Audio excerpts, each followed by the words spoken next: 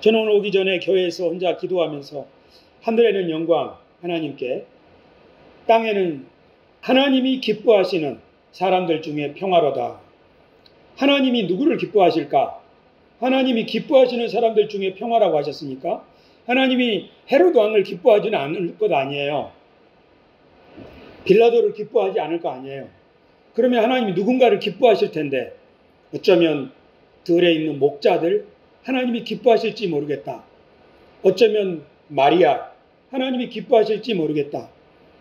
성전에 있는 하나님의 뜻을 구하지 않는 배부른 바리새인들, 제사장들 하나님이 기뻐하시지는 않을 것 같다. 그러면 하나님이 기뻐하시는 사람들 중에 평화로다 하셨는데 누구를 기뻐하실까? 자기 맡은 일을 성실히 감당하는 사람, 누가 불의를 행하자고 해도 또는 시스템이 안 좋은데 그 가운데서 진실과 정직을 지키려고 노력하는 사람, 그런 사람 하나님이 기뻐하시지 않을까? 그렇죠. 그런 사람들에게, 그러니까 고초를 겪는 사람들에게, 또는 아무도 돌봐주는 이가 없지만 그래도 조그마한 꿈을 잃지 않고 자기 가족을 돌보려고 애쓰는 사람, 그런 사람들, 몸이 아파서 정말 인생에 낙이 없다고 생각하고 빨리 죽기를 바라지만 그래도 희망을, 그 꺼져가는 불씨 같은 희망을 가지고 자기 나름대로 최선을 다하는 사람, 사람들은 뭐라고 볼지라도 그런 사람을 보시면서 내가 너를 기뻐하노니 용기를 잃지 말라 그러시지 않을까 그런 생각을 해봤습니다. 우리 같이 한번 찾아봅시다. 이 대림절 기간은 어차피 우리가 함께 생각하는 것이니까요. 하지만 오늘 설교 제목은 인생의 날줄과 씨줄입니다. 설교 본문은 주기도문이고요. 우리가 기다리던 메시아 예수님, 우리들은 예수님을 믿고 따르는 사람들이죠. 우리들을 크리스찬, 기독교인이라고 부르지 않습니까? 우리를 예수님 믿는 사람이라고, 성도라고 부르는데 왜 그런가요? 우리가 신우의 예배 오기 때문에 우리를 성도라고 부르나요? 우리가 교회 다니기 때문에 우리를 크리스찬이라고 부르나요? 우리를 크리스찬이라고 부르는, 기독교인이라고 부르는 본질적인 핵심은 뭘까요? 왜 나는 기독교인인가? 예수 그리스도를 믿기 때문이다. 예수 그리스도를 믿는다는 것은 무엇인가? 예수 그리스도의 은총을 받아들이고 그분의 본보기와 가르침을 내가 따르겠다고 결단했기 때문이다. 그래서 우리를 기독교인, 그리스도인이라고 부르는 거죠. 왜 그리스도인입니까? 물어보면 나는 예수님을 구세주로 믿습니다. 그리고 그분이 나의 인생의 최종 권위를 가지신 분입니다. 나는 예수님의 가르침을 따르는 사람입니다. 그렇기 때문에 나는 그리스도인이라고 말할 수 있습니다.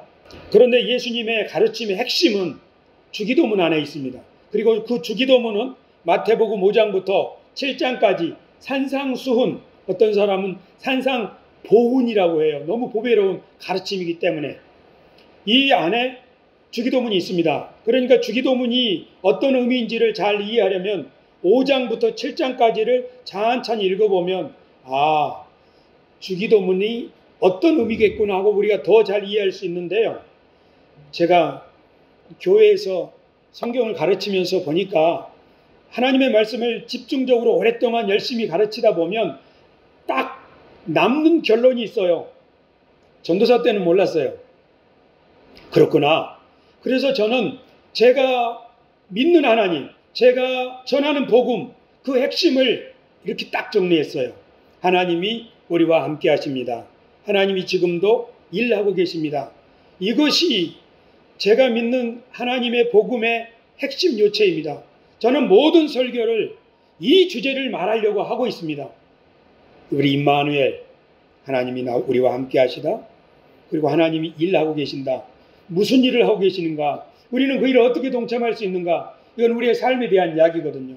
이처럼 사람이 하나님의 말씀을 오랫동안 깊이 집중적으로 공부하다 보면 뭔가 결론이 딱 나오는데요. 저는 이렇게 결론을 내렸어요. 그리고 지난주에 누가 이렇게 살 수 있는가? 그 사람은 하나님을 앞에 모시고 사는 사람이겠구나. 그래서 이 기도를 만든 거죠. 우리 같이 한번 읽어보십시다. 시작. 하나님 아버지 감사합니다. 제가 주님 앞에 있습니다. 아멘. 여러분 손을 들고 한번 해볼까요? 이렇게 시작. 하나님 아버지 감사합니다. 제가 주님 앞에 있습니다. 눈을 감고 한번 해봅시다. 시작. 하나님 아버지 감사합니다. 제가 주님 앞에 있습니다. 아멘. 여러분 그렇게 한번 기도해 보십시오. 저도 오늘 이곳에 오기 전에 예배당에서 혼자 그렇게 기도를 했어요. 하나님 아버지 감사합니다. 제가 주님 앞에 있습니다.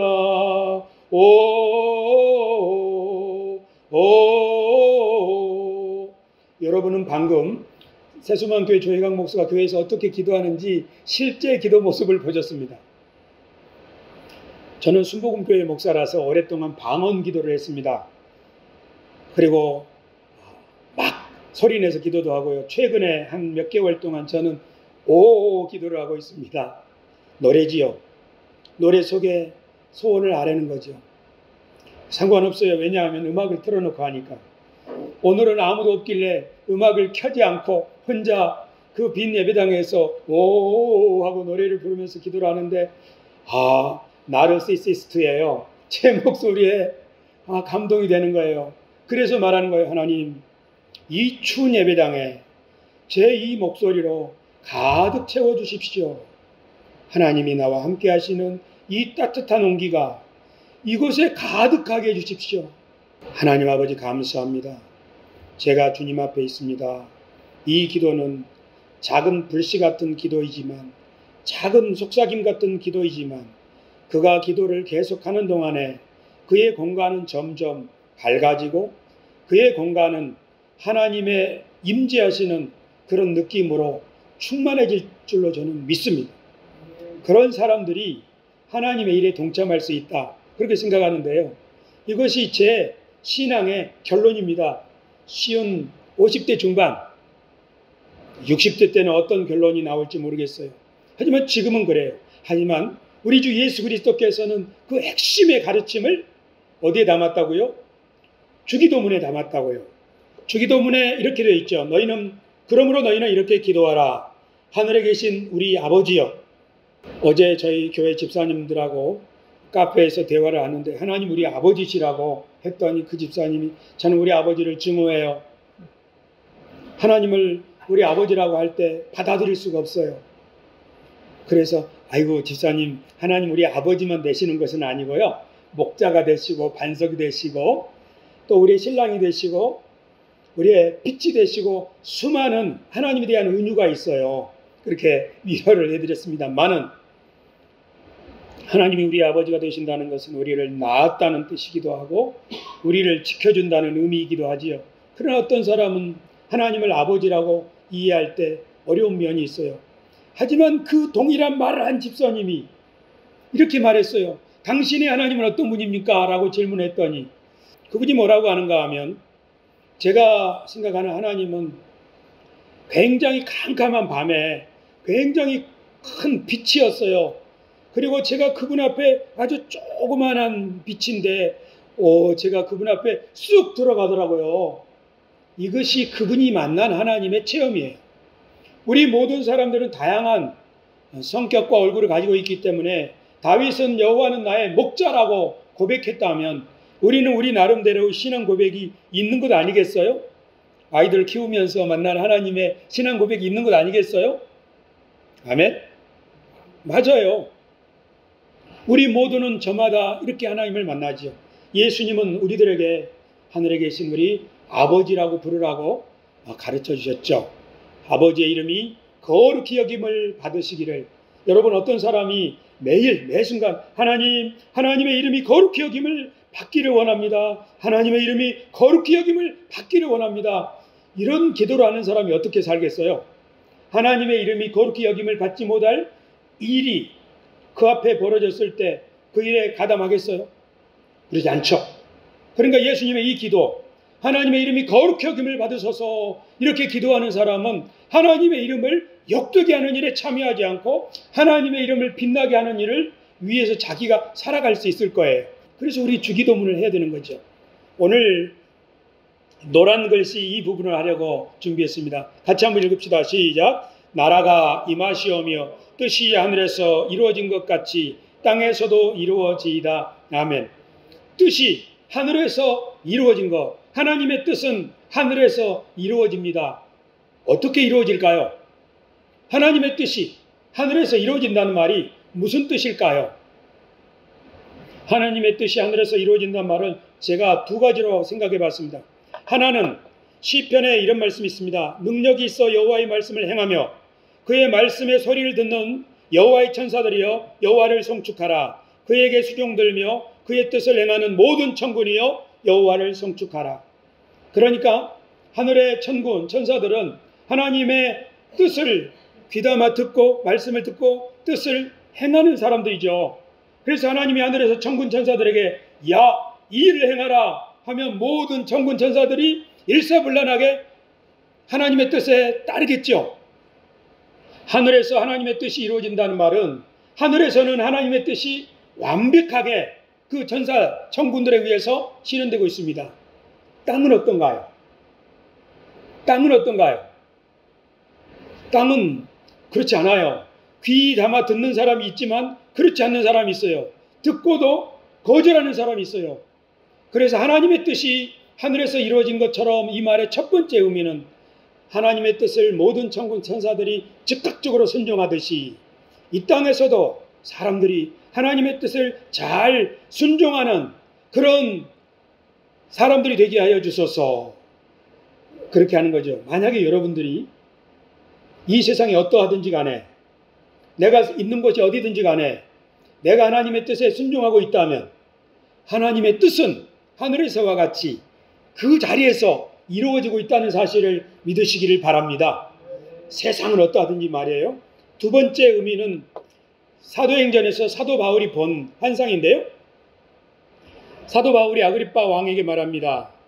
아그리빠 왕이여, 그러므로 하늘에서 보이신 것을 내가 거스르지 아니하고 먼저 다메섹과 예루살렘에 있는 사람과 유대 온 땅과 이방인에게까지 회개하고 하나님께로 돌아와서 회개에 합당한 일을 하라 전함으로, 사도 바울이 자기가 예수님 만난 일을 간증하는 거지요. 예수님 만났을 때 뭐라고 말한 거냐면 하늘에서 보이신 것. 그러니까 하늘에서 사도 바울에게 뭔가를 보여준 거예요. 여러분, 뭘 보여줬겠어요? 앞으로 내가 할 일, 앞으로 이렇게 될 것이다. 지금 유대인들이 이방인과 상종하지 않지만 유대인과 이방인들이 서로 한 가족처럼 하나님을 경배하는 세상이 올 것이다. 너는 기독교를 핍박하는 사람이었지만 왕들 앞에서 하나님의 복음을 전하게 될 것이다. 어떤 그림을 보여준 거죠. 저는 이것이 하나님의 청사진이라고 생각합니다. 하늘에는 하나님의 계획이 이렇게 있는 거죠. 그 계획을 어떤 사람들에게 이렇게 짠 보여주는 거죠. 그 계획을 본 사람은 아, 이것이 하나님의 뜻이로구나 하고 하나님의 계획에 순종할 때 이 땅에서 하나님의 뜻이 이루어지는 거죠. 그러니까 예수님의 가르침, 하나님의 뜻이 하늘에서와 같이 땅에서도 이루어지소서 이렇게 기도하라고 가르쳤을 때 우리는 주님, 천사들이 순종하는 것처럼 저희들도 그렇게 순종하기를 원합니다. 그렇게 하겠습니다. 하나님의 뜻이 하늘에서 아름답게 이미 그림으로 청사진으로 마스터 플랜으로 새겨진 것처럼 그 뜻이 저의 순종을 통해서 우리들의 연합을 통해서 이 땅에서 이루어지기를 원합니다. 그러니 도와주십시오. 오늘 저는 하늘에 새겨진 하나님의 뜻이 어떻게 이루어지는지 이 고넬료를 소개하고자 합니다. 예수님께서 승천하시기 전에 제자들에게 너희가 예루살렘을 떠나지 말고 하나님이 약속하신 성령을 기다려라. 성령이 너희에게 임하면 너희가 권능을 받고 그리고 어떤 일이 벌어질 것이다 하고 예언하셨죠. 뭐라고요? 하나님의 복음이 예루살렘과 그 다음 온 유대와 사마리아와 땅끝까지 전파될 것이라고요. 그리고 너희가 증인이 될 것이라고요. 그런데 제자들이 10일 동안 예루살렘에서 간절히 기도할 때 성령이 임했고 예루살렘에 놀라운 부흥이 일어났죠. 온 예루살렘에 복음이 전파되었어요.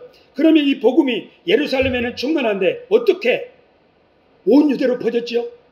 그것은 교회를 박해하는 왕이 스데반을 죽였기 때문이죠. 스데반이 죽임을 당할 때 교회의 사람들이 핍박을 당할 때 사방으로 흩어졌어요. 하나님의 뜻은 박해를 통해서 온 유대로 심지어 유대인들이 잘 가기를 꺼려하는 사마리아까지 복음이 전파되었어요. 야, 그 다음 단계는요. 땅 끝까지 가려면 어떻게 해야 돼요? 유대인과 이방인의 장벽을 넘어가야 되잖아요.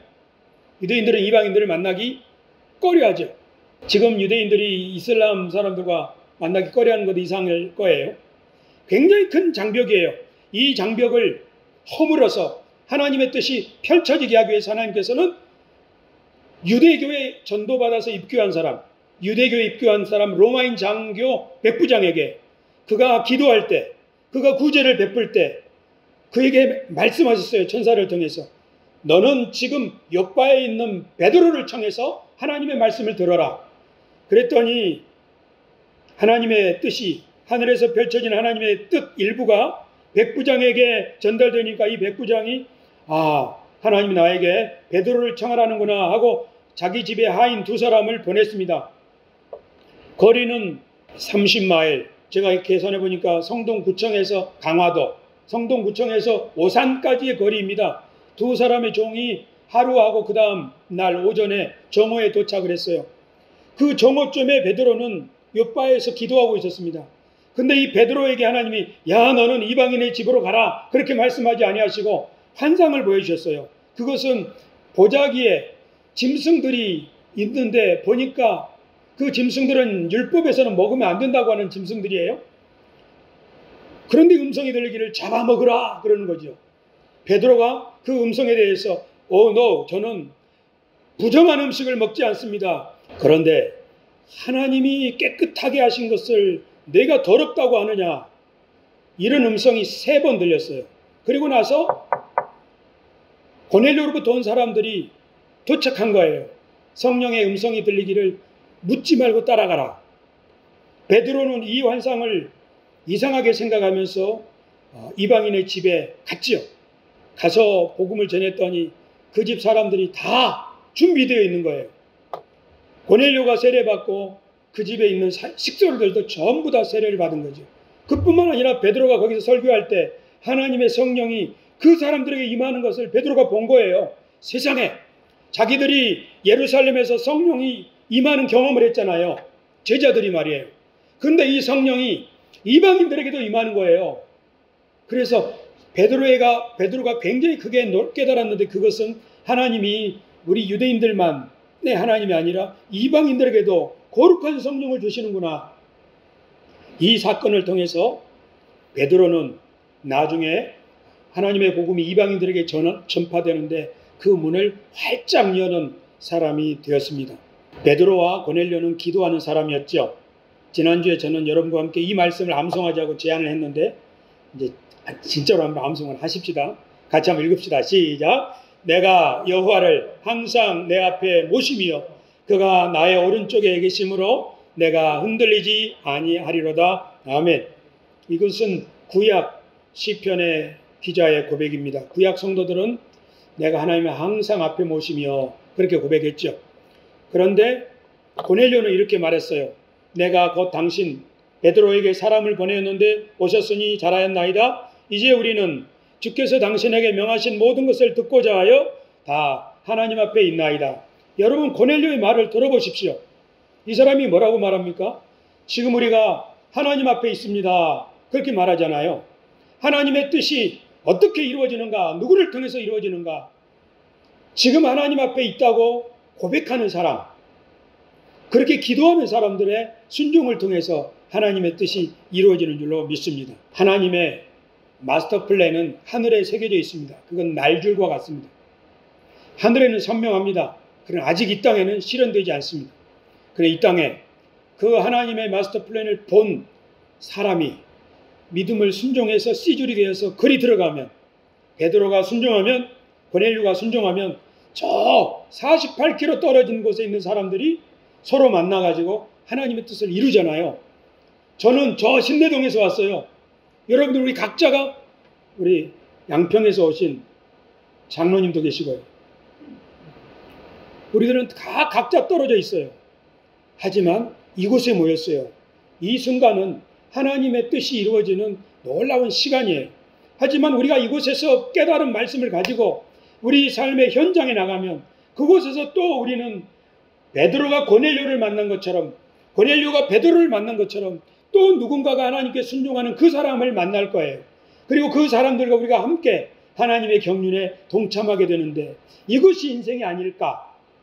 인생이 무엇인가? 우리 그리스도인들에게서 인생이라고 하는 것은 하늘에 펼쳐진 하나님의 뜻이 우리들의 순종과 또 누구의 순종이 연합해서 매 순간을 아름다운 장면으로 만들어가는 것, 그것이 우리 인생의 의미가 아닐까? 여러분 얼마나 멋져요? 한 번 왔다가 나그네처럼 가는 거, 그런 설명보다는 100번 낫지요. 인사하고 마칩시다. 하나님 여러분과 함께 하십니다. 하나님이 지금도 일하고 계십니다. 아멘. 기도하겠습니다.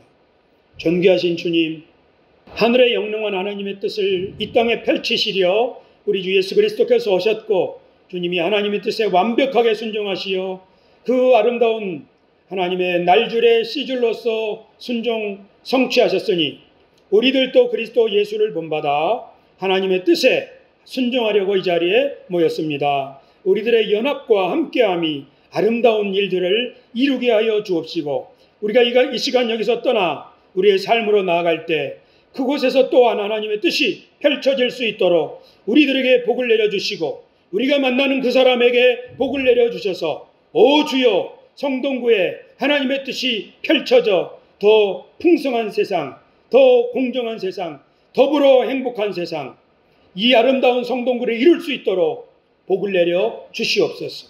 우리 주 예수님의 이름으로 기도드리옵나이다. 아멘.